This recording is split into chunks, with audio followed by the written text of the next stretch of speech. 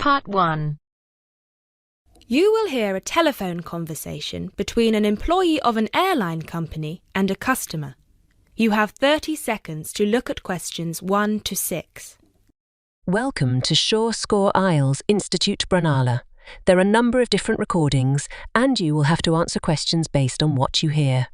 All the recording would be played once only. There are 4 sections, and at the end you will be given 10 minutes to transfer your answers.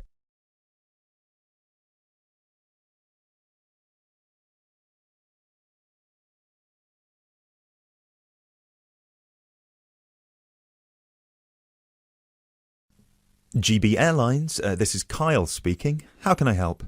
Hi, my name is Matt Walsh. I'm calling on behalf of Mr. John Sparrow to claim expenses for a delay in his flight last week. Good morning, Mr. Walsh. Thank you for calling. Could you please tell me the flight number and the date of departure? The date of departure was the 24th of January, 2016. I'm afraid I don't have the flight number in front of me at the moment. Okay, that's all right. One moment. Could you tell me where was Mr. Sparrow departing from? He was departing from Athens. Is that Athens, Greece or Athens, Georgia? Athens, Greece. Right. And what was the destination? It was Heathrow, London. Right.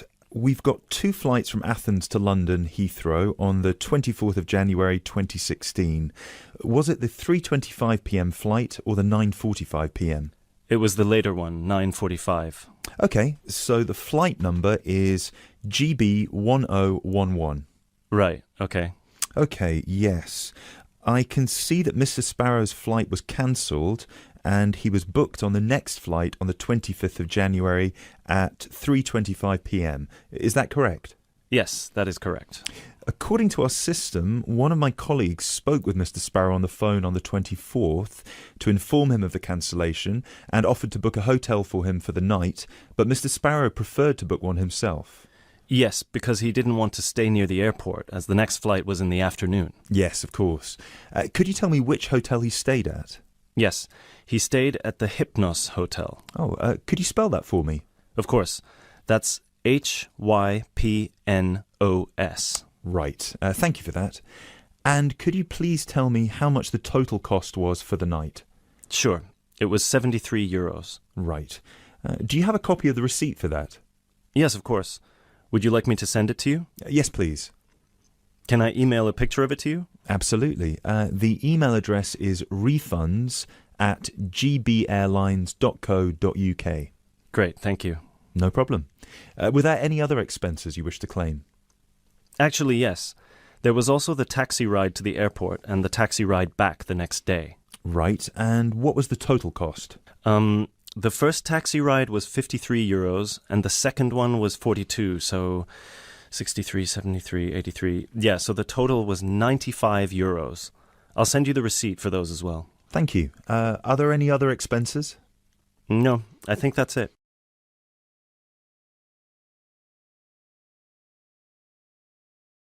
You now have 30 seconds to look at questions 7 to 10.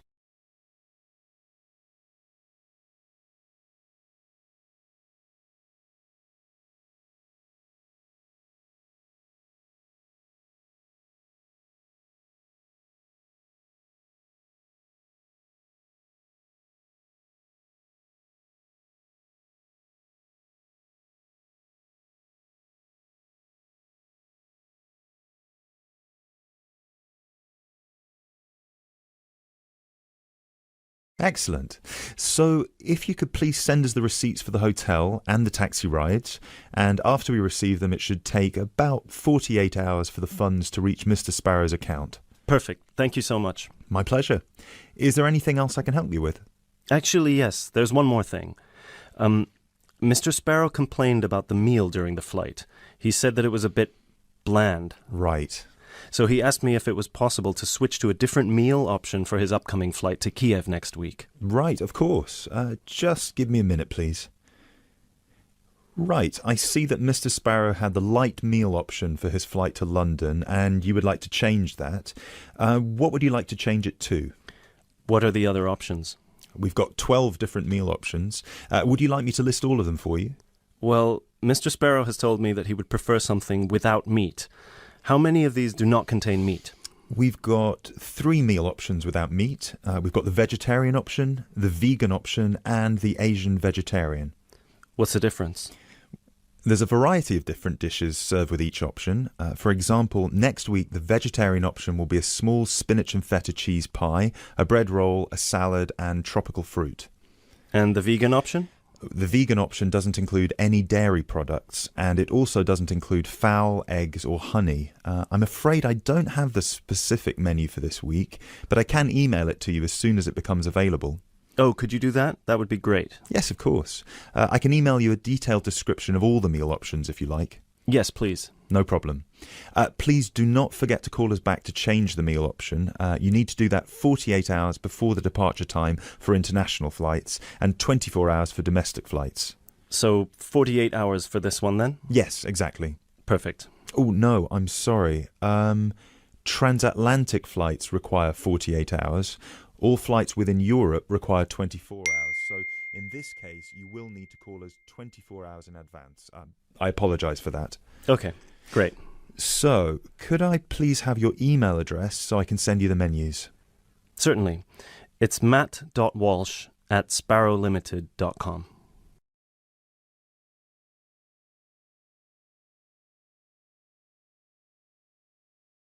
That is the end of part 1.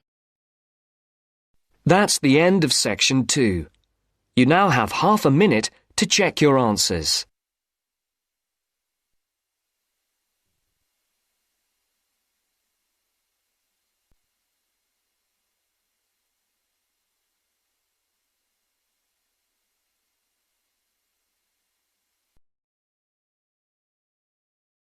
Now turns to part 2. Part 2. You will hear a talk about safety in different regions. First, look at questions 11 to 14.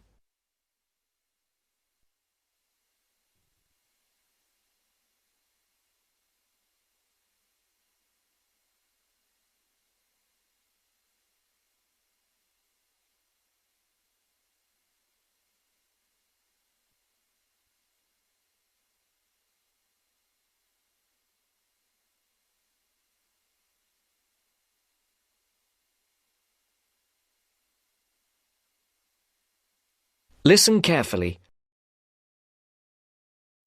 Good evening, everyone. It's great to be here to talk to you about staying safe on holiday. Before I came this evening, I did a little research on where students like to go for their holidays and came up with 2 different regions, Latin America and India. So, I've been looking at the crime figures for both areas, and I thought I'd start by talking a bit about that. Then I'll give you some advice about how to avoid becoming a victim of crime. Okay, first of all, let's look at what kinds of crime are committed most in different regions. Okay, I'll start with India. Generally, India isn't thought of as a dangerous place for individuals, but there has been an increase in handbag theft in recent years. So keep an eye on your bag when you're out in the street.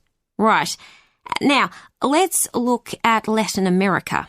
Of course, you do realise that not all Latin American countries are the same, but it is true to say that guns are used in a high percentage of crimes across the region. Looking at the figures, it seems that gun crime is a serious problem throughout. Before the broadcast continues, look at questions 15 to 20.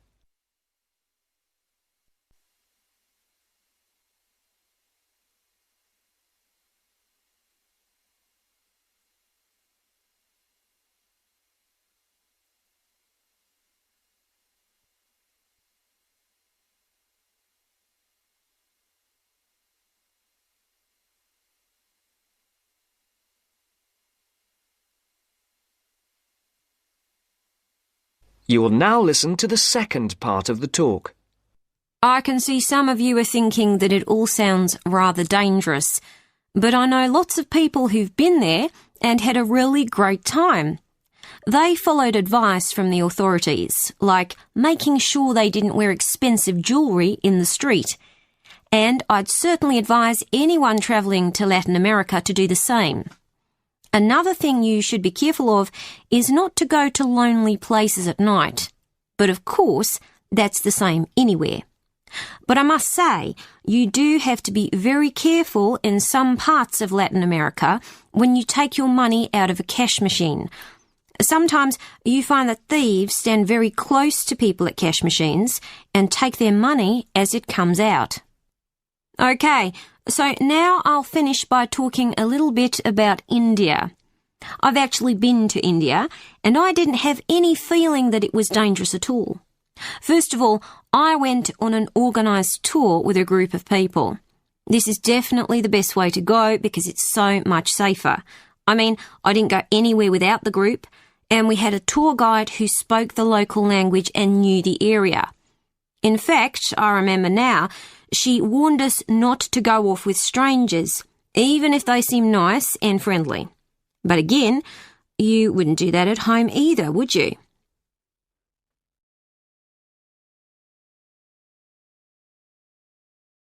That is the end of part 2. You now have half a minute to check your answers.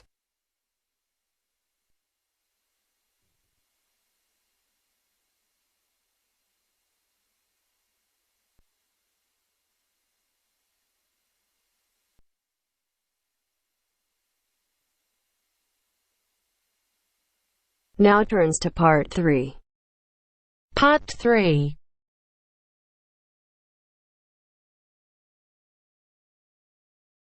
You will hear a conversation between two students working on a presentation. You have 30 seconds to look at questions 21 to 24.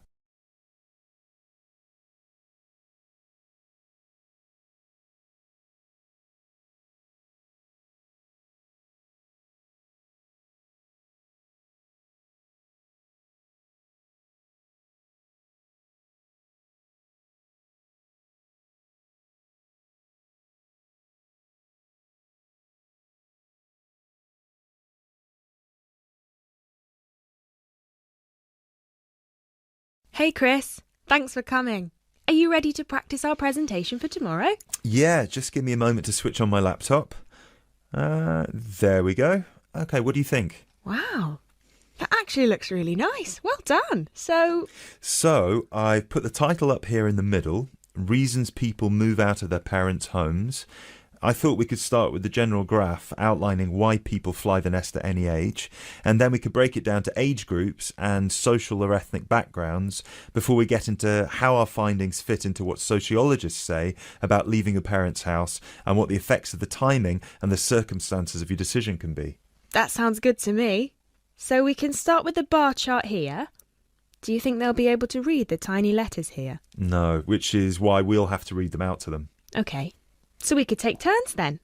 I'd start with bar A, which says that the number one reason that young people leave home is to go to college or university. Exactly. And then I'd go on to the second bar, which gives the number of people who said they felt smothered by their parents' control over their lives and decided to get their own house to avoid that. Right.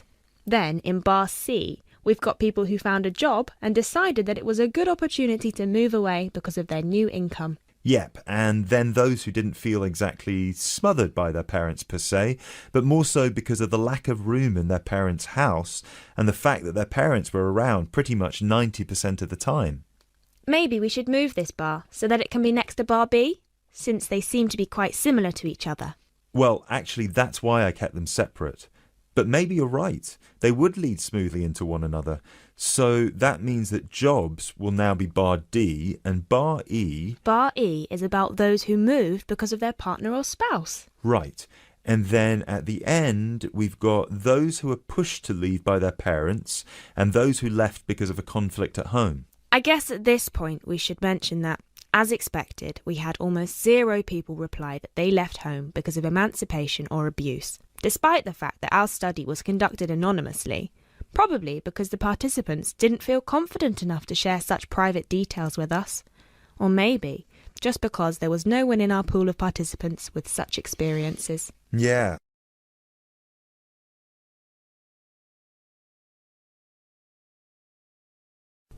Before you hear the rest of the talk, you have some time to look at questions 25 to 30.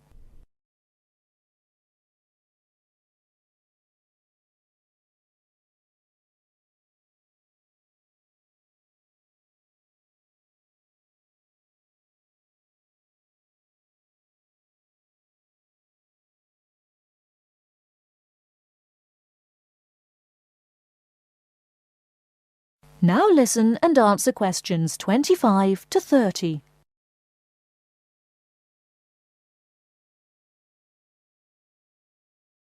So then we can break it down to age groups and show these 4 different graphs for our 4 age groups. Under 18s, 18 to 20, 21 to 24 and 25 and above. Shall we take the graphs by age, or should we start with the second group? What do you think? Because we haven't got that much data on under 18s, and starting with 25 and above would also feel a bit strange to me, seeing as it was our second smallest group, and most participants were between 18 and 24 when they moved out of their parents' home. Yeah, you're right. Perhaps we should start with our 2 biggest groups and then move on to the other 2. So, you can present 18 to 20, and I can present 21 to 24, and then we can maybe present the other 2 groups together. I think it's best if we present them separately, since the findings are so different. Yeah, I guess you're right. So, I can present the under 18s, and you can present the 25 and over. Perfect. Or, wait, should we do it the other way round, so it flows more naturally? Yeah, sure. And then we can include a brief note at the end for those who haven't moved out yet. Yeah, great.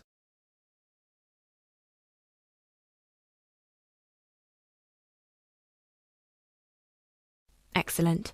So, then we can move on to the final chart before we get to the bibliography and explain what they said they found difficult when they moved out. Yeah, so we can say the biggest issue for everyone was finding a place to live, especially for those who didn't have a guarantor or didn't live in a student hall of residence. Yes, and that 30% of the participants also experienced some financial problems in the beginning, with bills and rent and food and everything. Right.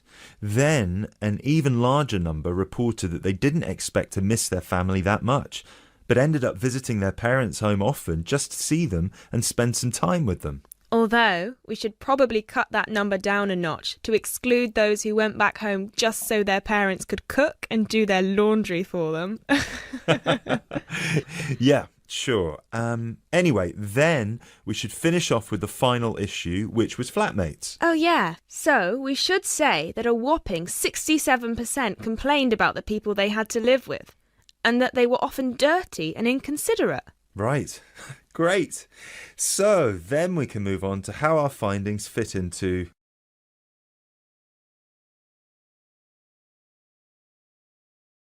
That is the end of part 3.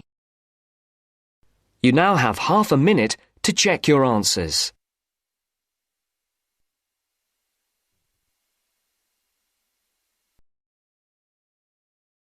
Now turns to part 4. Part 4. You will hear an orientation lecture on sports therapy. First, you have some time to look at questions 31 to 40.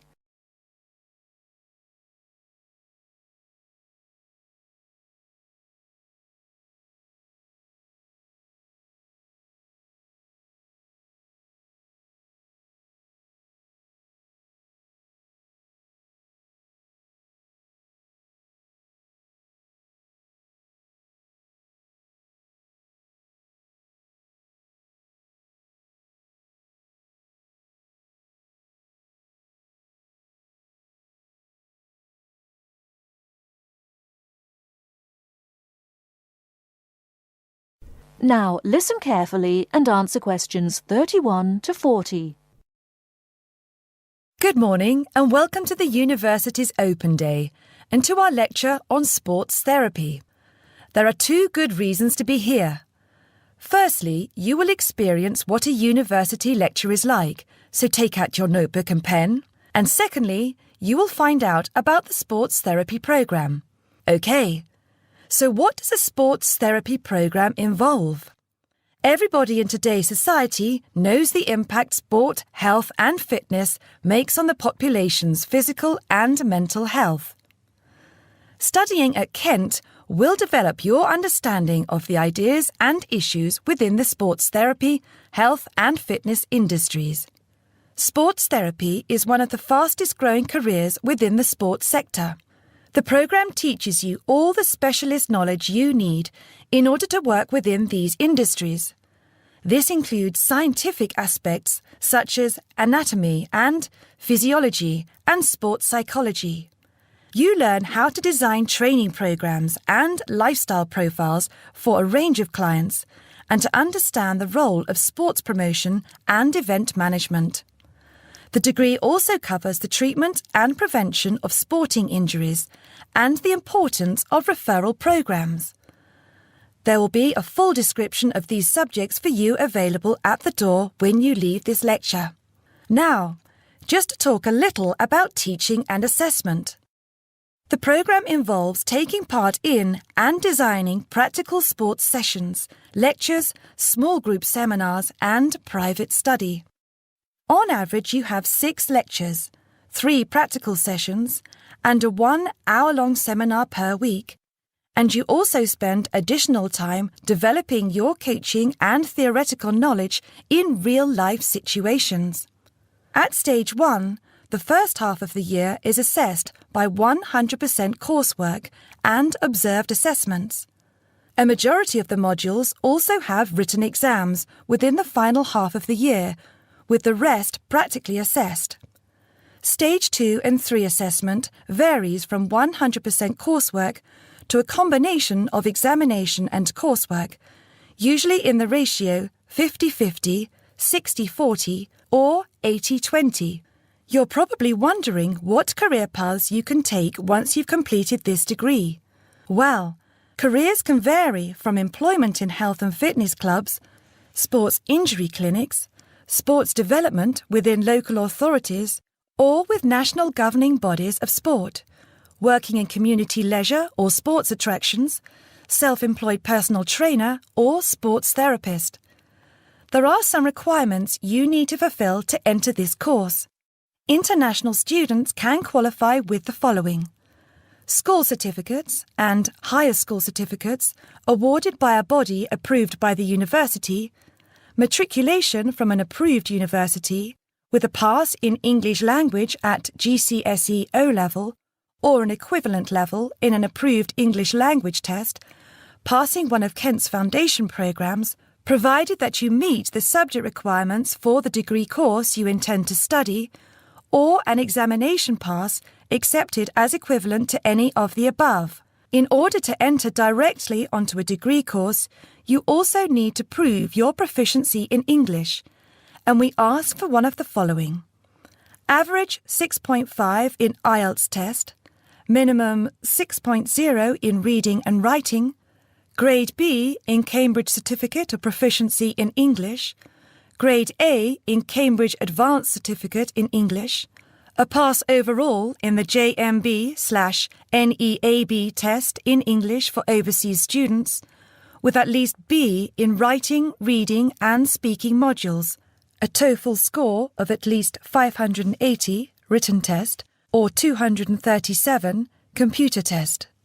If you haven't yet reached those standards, Kent runs a foundation course for international students, which gives you a year's academic and language training before you begin on your degree. Right, that's about it. Any questions? That is the end of part 4.